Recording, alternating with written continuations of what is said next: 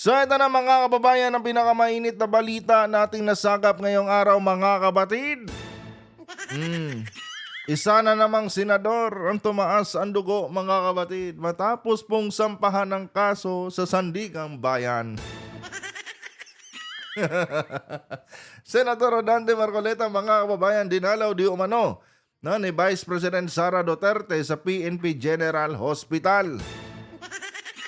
Ito po ay matapos magkaroon ng alta presyon, no? Dahil sa kasong isinampa sa kanya sa Sandigang Bayan.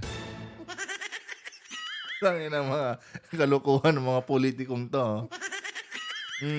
Noong wala pa silang kaso, akala mo kung sino no?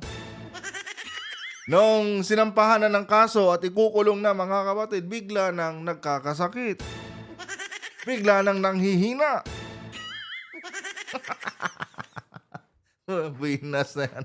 At ito po ang ating pag-uusapan ngayon mga kababayan sa videong ito. Pero bago tayo magpatuloy mga kapatid, syempre huwag niyo po sanang kalimutang i-like yung ating video para i-share pa po ni YouTube sa iba pang hindi pa nakakapanood. So for context mga kapatid, panoorin muna natin itong balita galing po sa GMA News at bigyan po natin ng ating personal na opinyon at reaksyon. Dinalaw ni Vice President Sara Duterte sa ospital ang nakakonfine pa rin si Senador Rodante Marcoleta.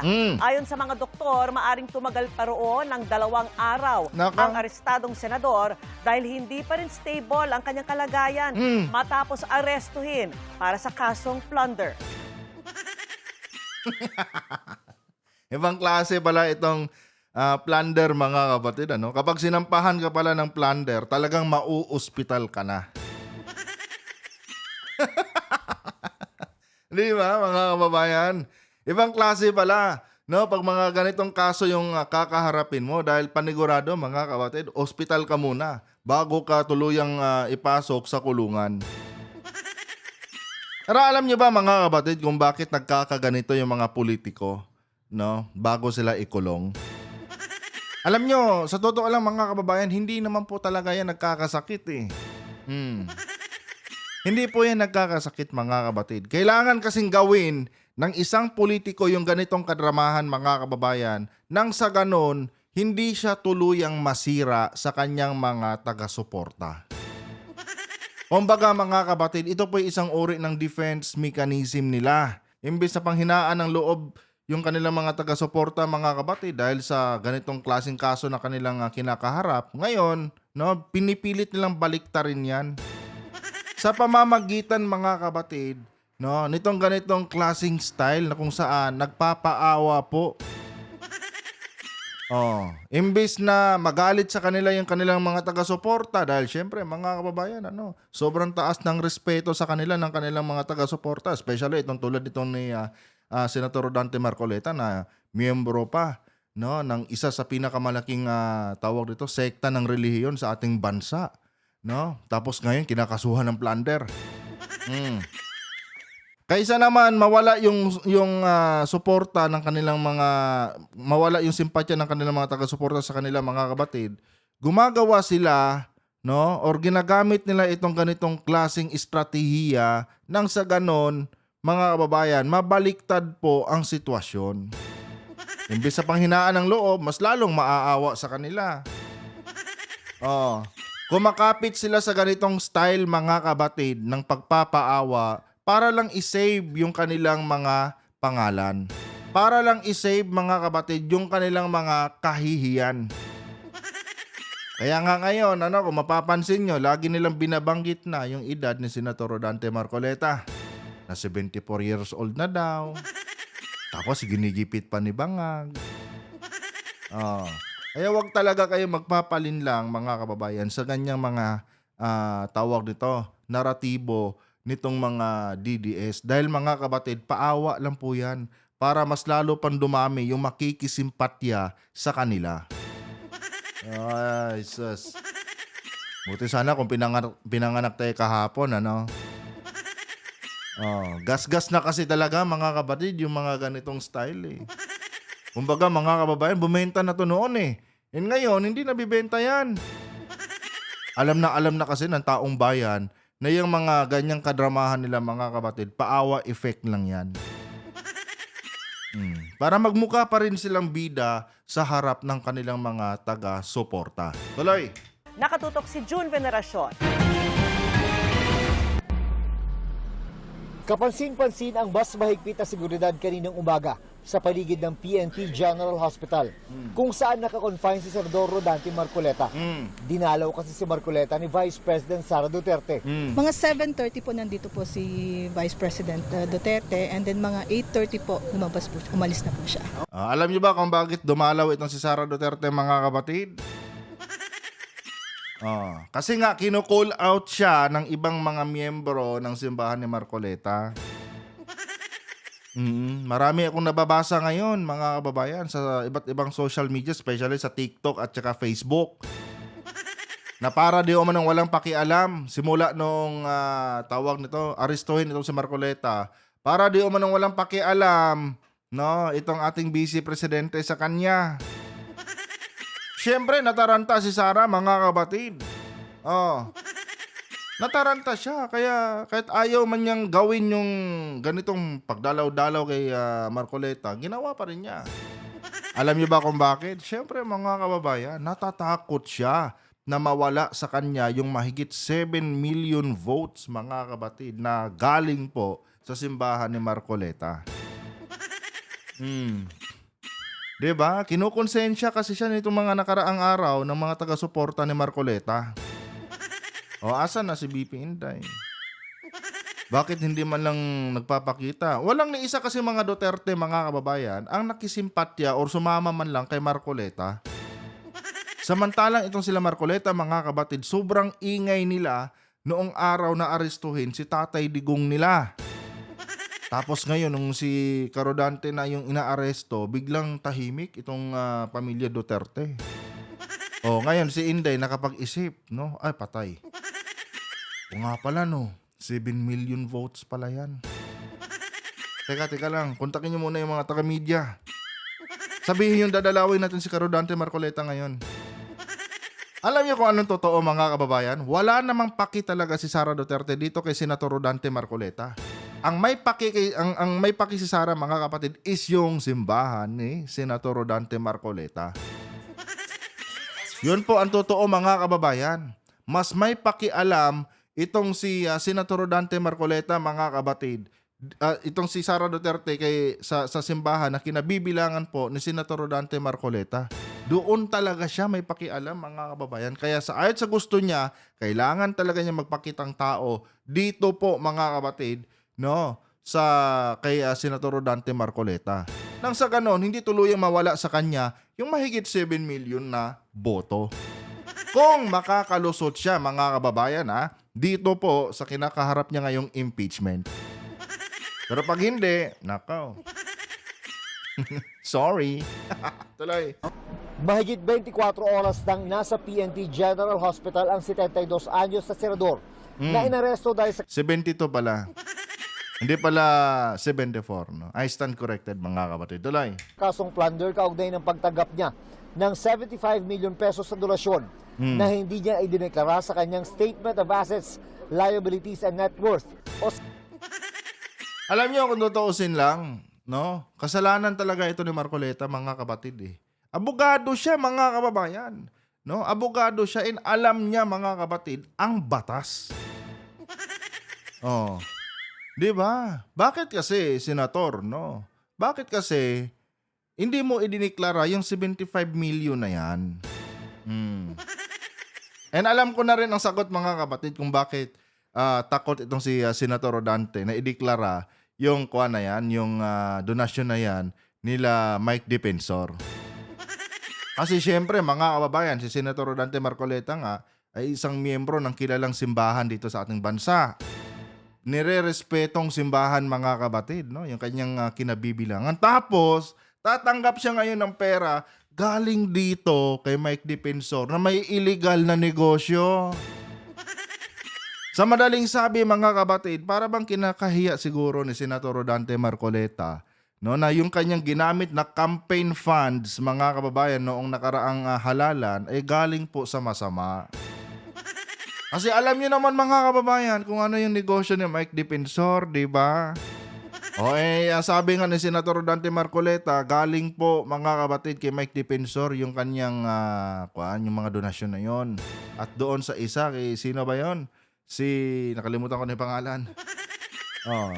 Ayaw siguro ni Senator Dante Marcoleta mga kababayan na maihayag ito sa publiko dahil siya mismo, mga kapatid, alam na niya kung ano yung karakas ni Mike Defensor. Di ba mga kapatid? Isipin niyo mabuti ha. Kung ikaw ba mga kababayan, no, galing ka o miyembro ka ng isang malaking relihiyon na talagang nire-respeto tapos nire-representa mo pa sila, no? Ikaw ba mga kapatid, no, tatanggapin mo pa magiging proud ka ba, no, nitong mga donasyon na galing sa illegal na negosyo? Ipapangalandakan mo ba mga kababayan yung pera ni ganito? Kahit alam mong galing yan sa illegal? Siyempre hindi. Kaya mga kababayan, no? Ito, analyzation ko lang to. Hindi ko sinasabing tama ito ha. Pero analyzation ko lang to mga kabatid. Kasi nga kung pagsasama-samahin natin yung mga pangyayari mga kababayan, si Mike Defensor po, no, ay nabisto sa kanyang mga illegal na negosyo. Na kung saan involved mga kabatid yung illegal na droga. Involved yung human trafficking na sinasabi. 'Di ba? Ngayon mga kababayan, no, sa side ni Senator Marcoleta mga kabatid na di umano'y isa sa nagbigay ng tawag dito ng kanyang campaign funds itong si Mike Defensor. Sa tingin niyo mga kabatid, ang tulad ni Senator Marcoleta, ikakatuwa niya, ikaka-proud and loud niya na yung perang ginamit niya nung nakaraang halalan ay galing sa negosyo nitong isang tao na may negosyong masama. Siyempre hindi. Di ba? Yun mga kababayan. Ngayon ko lang napagtanto mga kabatid. Bakit nga ba ganito? No? Bakit nga ba hinayaan ni Senator Marcoleta na umabot siya sa ganitong sitwasyon? Kasi nga yun pala. Hindi siya proud. No? Ayaw niyang malaman ng taong bayan, no, na yung campaign funds na ginamit niya nung nakaraang halalan ay galing pala, no, karamihan pala doon ay galing sa illegal na negosyo ni Mike Defensor. Kaya pinangatawanan na lang niya mga kababayan, no, pinangatawanan na lang talaga niya, no, na hindi i-declare ito kaysa naman i-declare pa niya ang pangalan ni Mike Defensor na kung saan iba't ibang kaso din ang kinakaharap nito ngayon dahil sa kanyang mga illegal na gawain. Ito po yung analyzation lamang. Hindi ko naman sinasabi na totoo ito mga kabatid. Pero kung yun na nga, lalaliman natin, no, yung pag-aanalisa natin mga kabatid, no, sa totoong dahilan ni Senator Marcoleta, may masasabi nating 80%, no, na may katotohanan talaga yung sinasabi natin dito. Tuloy. Sal-N, ayon sa PNP Health Service, taas-baba pa rin ang blood pressure ni Marcoleta. At ikaw ba naman eh? Walang bail yung kaso mo. Talagang taas-baba yung... Talagang hindi magiging stable yung blood pressure mo niyan. No bail eh. Siyempre mga kapatid, si Caro Dante Marcoleta, no? Meron na rin siyang pamilya, meron na rin siyang mga apo. 'Di ba? And siguro para sa kanya mga kababayan, hindi niya matanggap na doon na matatapos yung kanyang karera mga kapatid sa kulungan. Kasi nga Nobel mga kababayan, 'di ba? Biruin nyo kung gaano kahirap 'yan, hindi siya pwedeng magpiyansa. So wala talaga siyang kalayaan diyan mga kapatid hangga't hindi pa niya napapatunayan or hangga't hindi pa natatapos itong kaso na kanyang kinakaharap. Kaya kaya mag-ingat-ingat kayo, no? Kasi kapag kayo po ay nakasuhan ng plunder talaga. Bigla talaga kayo magkakasakit niyan. Buti itong sila Jinggoy, no? Itong sila Rebilla, sanay na sila eh. Kumbaga, may experience na sila mga kapatid eh. Ilang taon ba silang nakulong? I think 5 to 6 years yata silang nakulong. So, may kuwan na sila. Kumbaga, hindi na bago sa pakiramdam nila yung matulog sa selda. Doon na sila galing eh. Ngayon mga kababayan, to si Rodante Marcoleta, no? Hindi talaga nito inisip mga kapatid, simulat sa poll na aabot siya sa ganitong punto ng kanyang buhay. Oo. Hindi niya talaga inasahan to mga kababayan na makukulong siya. Ang problema pa kasi dito mga kapatid, ito kasi si Rodante Marcoleta, ewan ko ba kung anong nakain ito, no? Masyado din kasi siya madaldal eh. Talagang inamin pa niya, no? Kaya tuloy, no, mas lalong nadiin siya dahil doon sa kanyang sinabi sa kanyang programa. 'Di ba? Kumbaga, parang nakaka-insulto kasi yung ginawa niya na mali na nga, no? Pinagyabang mo pa. Oh. Sabi niya kasi doon utang na loob daw, no? Hindi daw niya pinangalanan dahil nakiusap na wag silang pangalanan. Oh. Regardless naman kung utang na loob yung senator, no? Syempre alam mo na yung batas, abogado ka, 'di ba? Tagapagpatupad ka ng batas. Oh. Tapos ikaw mismo binayolate mo yung batas. Oh. Alam mo na bawal talaga yung ganyang gawain. Pero anong ginawa mo? No? Nilihim mo pa rin sa publiko. Pero kahit papaano naman, naiintindihan ko kung bakit. Siyempre mga kapatid, no, wala namang kahit sino sa atin dito na ipagyayabang pa yung pera na galing sa masama. Kumbaga, hindi lang talaga din siguro proud si Senator Rodante Marcoleta mga kababayan. That's why, kahit alam niyang labag sa batas, no, yung ginawa niya, pinangatawanan na lang talaga niya dahil syempre mga kapatid, no, respetadong tao siya. And isa pa dyan mga kababayan, yung kanyang kinabibilangang simbahan, respetado din. Kinikilala sa lahat mga kapatid yung Iglesia ni Cristo. Tapos ngayon, malalaman ng taong bayan, tumanggap ka pala ng pera galing sa illegal na negosyo Malaking kasiraan yon mga kababayan. Kaya naiintindihan kita, Senator Rodante. Tuloy.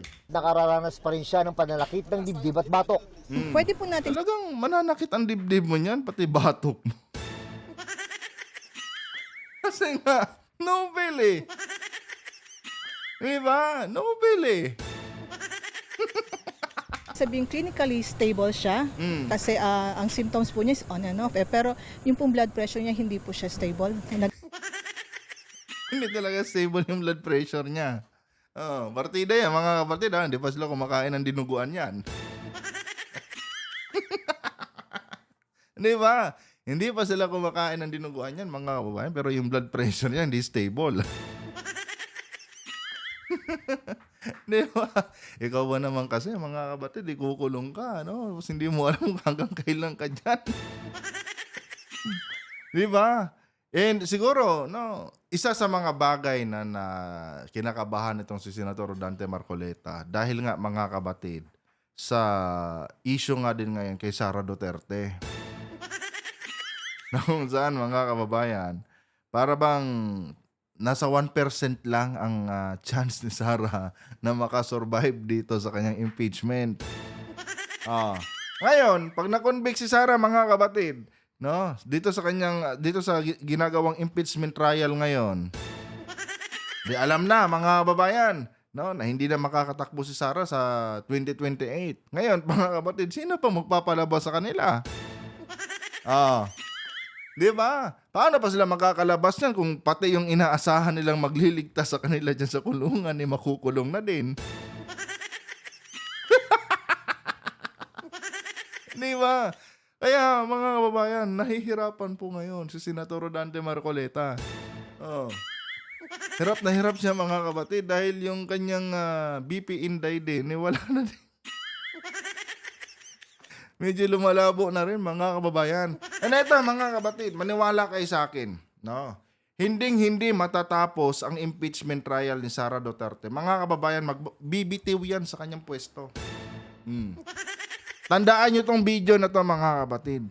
Hinding-hindi yan mangyayari na makukonvict si Sara dahil magbibitiw yan mga kapatid sa kanyang pwesto. Ngayon, kung tatanungin nyo ako, paano yan kapatid na Juan? Diba? Kung magbibitiw siya, makakasuhan pa rin naman siya. Regardless, kung makakasuhan pa siya, at least pwede pa siyang tumakbo, no, sa 2028.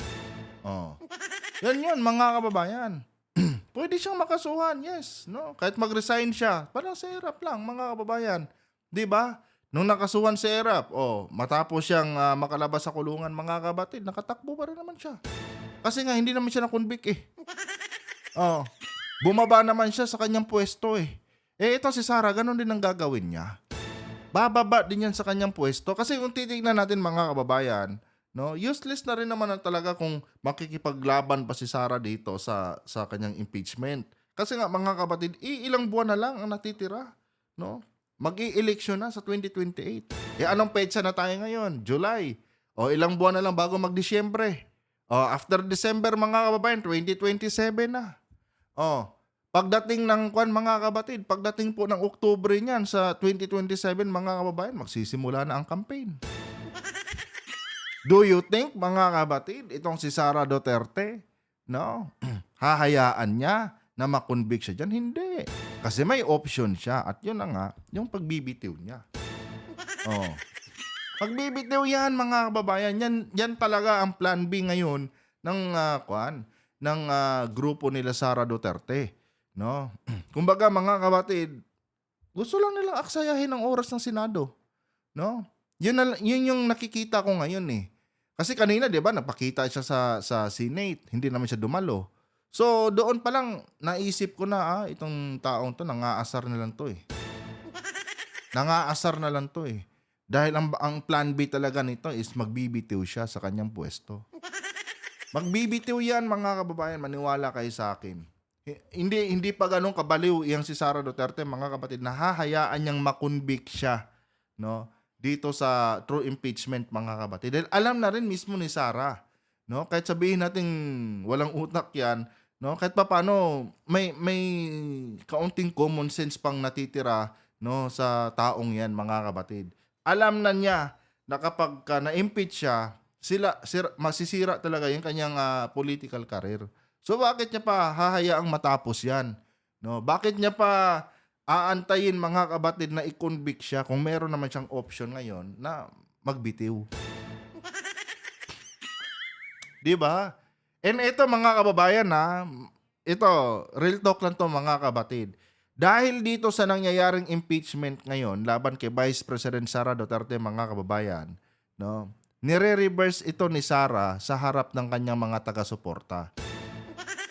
Kumbaga, mga kabatid, ginagamit ni Sara Duterte ngayon ang impeachment, no, para makakuha pa ng mas maraming simpatya galing sa ating mga kababayan. Yan yung ginagawa ni Vice President Sara ngayon, mga kabatid. No? Itong impeachment na to, mga kababayan, in my personal opinion lang, no, wala na rin talaga eh. Wala na rin talaga to, mga kabatid. Kumbaga, kahit sabihin natin nag-proceed na yung impeachment, kahit sabihin natin ito yung pinaka-inaantay natin na mangyari, pero kung titignan natin yung mga natitirang mga buwan na lang, mga kababayan, 'di ba? Sobrang lapit na ng 2028, mga kabatid. And I'm sure, no, maging itong mga itong mga taga-Malacanang ngayon, nakikita na rin nila 'yan. Kaya nga lang, hindi lang nila sinasabi yan, mga kababayan, no? Kasi ayaw nilang mapanghinaan ng loob ang taong bayan. Pero maging si President Marcos, mga kabatid, no? Sa tingin ko, alam na rin ni President BBM kung ano yung magiging plan B nitong ni Sara Duterte. Tuso yung mga yan, no? Tuso yan, mga kabatid. Magre-resign yan. Ang sasabihin na lang yan ni Sara pagdating ng araw, hayaan na natin sa kanila itong posisyon ng Office of the Vice President. Malapit na rin naman na yung 2028 eh. Kaya kung ako dito, no, kaya Senator Antonio Trillanes, Senator, baka pwede mong bilis-bilisan, no, na tawag dito, ipahuli itong si Sara sa ICC. 'Di ba? Yan lang, mga kababayan, ang nakikita kong kwan ngayon para mapigilan niyang si Vice President Sara Duterte. No, yung ipakulong na lang siya din doon sa ICC dahil kasali siya doon eh. No, sa nangyaring EJK, no? Isa siya sa mga kasali doon, mga kabatid, sa malawakang gurguran na ginawa ni former President Duterte. Yun lang ang tanging paraan dyan. Pero itong impeachment, mga kababayan, ito, mahirap mang tanggapin to mga kapatid, pero ngayon pa lang, na sinasabi ko na sa inyo, na ito yung magiging plan B talaga ni Vice President Sara Duterte. Pag nakikita na niya mga kapatid na parang tagilid na talaga siya sa laban sa trial, ang gagawin na lang yan, magbibitiw na lang yan sa kanyang pwesto. Kasi nga, mga kababayan, halimbawa, nagbitiw si Sara Duterte, no, sa kanyang pwesto, mga kapatid. Oh, tapos kakasuhan siya ngayon. Oh, pag kinasuhan siya, hindi naman agad-agad makukonvict yan. Kasi nga, alam din naman nila Sara Duterte, mga kababayan, kung paano yung justice system natin dito. Kung gaano kabagal. Oh, ganun lang yan, mga kapatid. Kumbaga, nagbabay time lang si Sara ngayon, no? Nagbabay time lang po itong si Vice President Sara Duterte, mga kapatid, no? Yung impeachment na yan, sa tingin ko talaga hindi siya kinakabahan diyan. Baliwala sa kanya yan. Ewan ko lang wala pa naman ako mga eksperto kasi naririnig na nagsasalita ng ganito, no? Pero ako kasi, mga kababayan, hindi naman tayo eksperto, pero nakikita ko na Nakikita ko na, mga kapatid, ang magiging plan B nito.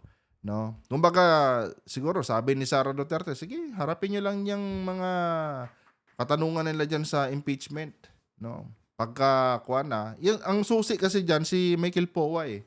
Diyan lang naman magtatanong si Sara eh. O attorney, sa tingin mo ba oras na para bumaba ako sa pagiging bise? Oh, ano ba, attorney, may laban pa ba tayo diyan o wala na? Kasi pag wala na, attorney, sabihin mo lang sa akin.